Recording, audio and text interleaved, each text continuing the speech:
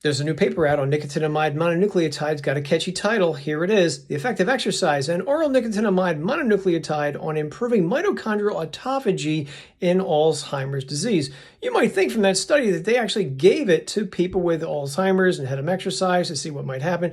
It's none of this. This is essentially a review article. There's nothing to see here. I'm not even going to bore you with it.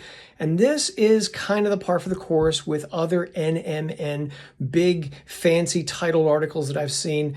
I'm not falling for this. I've done several YouTube videos on NMN and I am thoroughly unimpressed with what it appears to do. Doesn't make you bigger, stronger, faster. Doesn't appear to help your cholesterol levels. Doesn't appear to do anything. So I don't think you need to be paying a lot of money for NMN supplements, no matter what PhD person says that it does this and does that and does the other thing.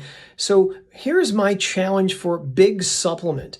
NMN has been around long enough that we should be seeing far more human clinical trials than we are. I know it's getting banned and it's supposed to be an investigational drug and all that jazz. Well, where are the human studies on it?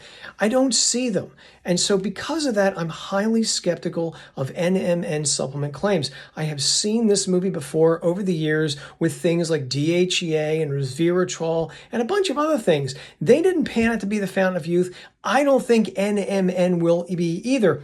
Listen, if you want to raise your cellular NAD levels and improve your mitochondrial biogenesis, I have the answer for you. It is exercise. How come nobody has ever compared NMN to exercise to see what works better at improving mitochondrial diversity and density and raising NAD levels? That's a study I want to see done, and that's a study that all NMN takers deserve.